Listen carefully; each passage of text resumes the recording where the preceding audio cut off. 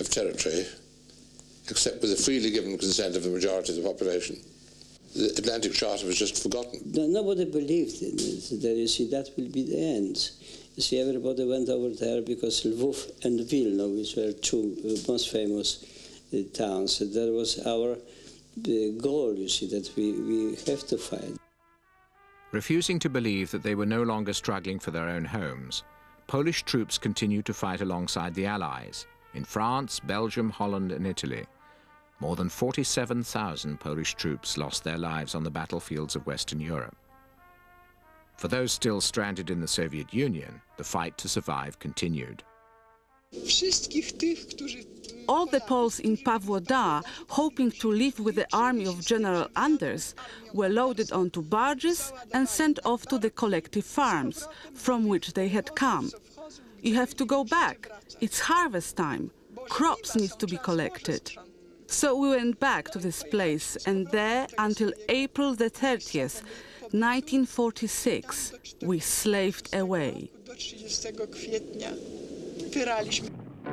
Meanwhile, the underground resistance against the Germans continued in occupied Poland.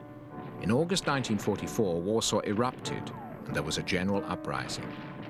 To the indignation of the world, the Red Army remained immobile on the outskirts of the capital and watched passively at the bloodshed taking place.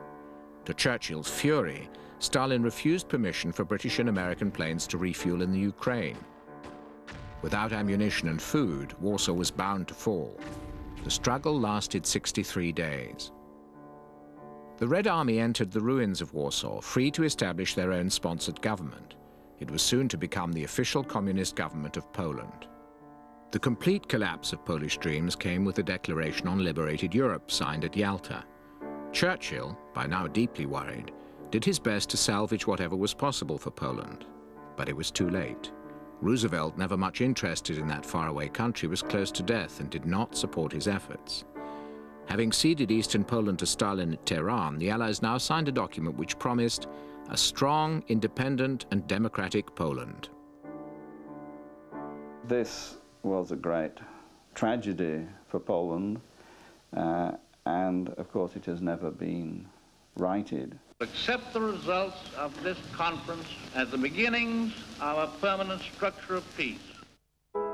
Churchill assured the House of Commons, "I see many happy days ahead for Poland." He then professed his trust in the Soviet leaders. "I feel that their word is their bond. I know of no government which stands to its obligations, even in its own despite, more solidly than the Russian-Soviet government. I decline absolutely to embark here on a discussion about Russian good faith." 27 MPs were not convinced and voted against the resolution. These people were our allies. These were the people for whom Great Britain declared war at the beginning of September 1939. Well, it was obviously a betrayal because, I mean, from my point of view, I was involved in it as a betrayal because I'd fought in the army in pursuance of a treaty which said that we would not lay down our arms until Poland was restored. And we didn't do that. We, in fact, very much didn't have it restored. We carved a large bit of it away. I think it would have been, we would have had a better picture in history if we'd said, okay, we are powerless, but we disapprove of this, and we'd refuse to sign that treaty. Yes. We needn't have gone to war, we just to say we do not accept this.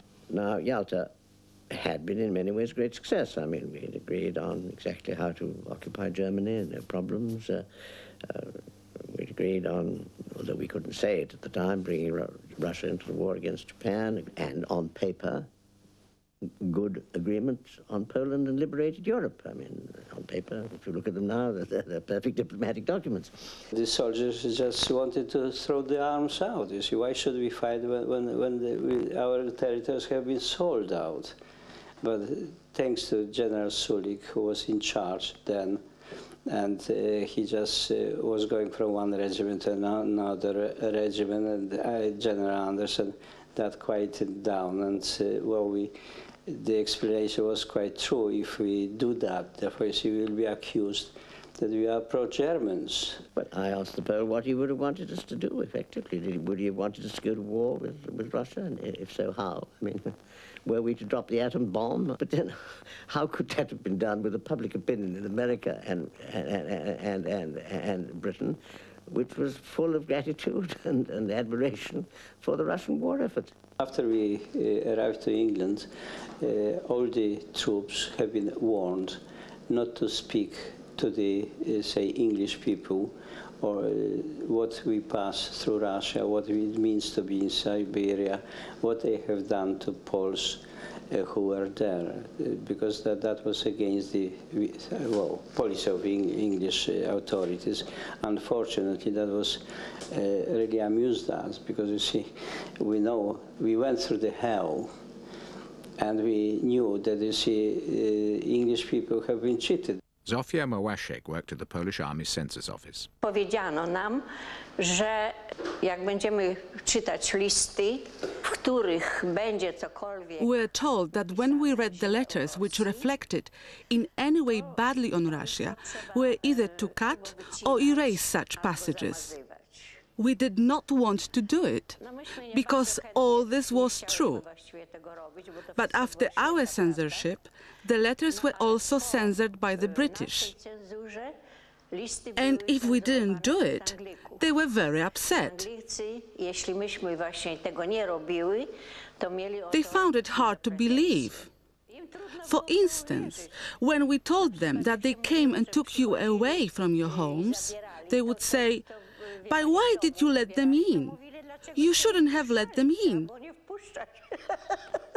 The British government behaved very badly, because we were probably the most loyal ally in the war. We did our best, and then we were not permitted to join our parade. In a Britain suffering from post-war depression, Poles were encouraged to return home.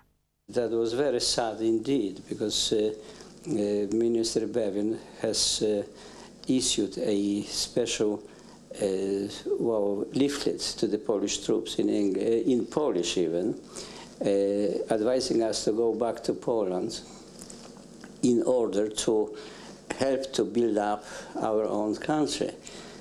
But quite a few went back. Unfortunately, immediately they have been arrested. Some of them were judged and killed or murdered anyway. But majority of the people who came from the East, like myself, we just simply said, we are not going second time to the same regime. And we survived.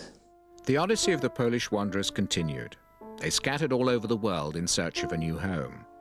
Over 110,000 Poles settled in Britain. Some spent their lives pining away for the green pastures of their childhood. Most, though, have become part of the fabric of British society. But even now, over 60 years on, their tragic memories are not acknowledged, their pain still unresolved. Out of necessity, they have had to reconcile themselves with their unacknowledged past. They stood for the democracy. I see, if that is democracy, therefore it's one of the wonders. When I returned to Poland, I could not believe how there could be bread lying on the table without anybody having to hide it. For quite a long time I used to steal it, although my aunt told me to eat as much as I wanted. But I looked around, and when she was not looking, I would run and hide the bread in the bushes. Later I never looked for it, for I was not hungry. No, we didn't get any compensation, any sorry notes or apologies. I'm happy, I'm alive, I value my life, and I'm here to tell the story.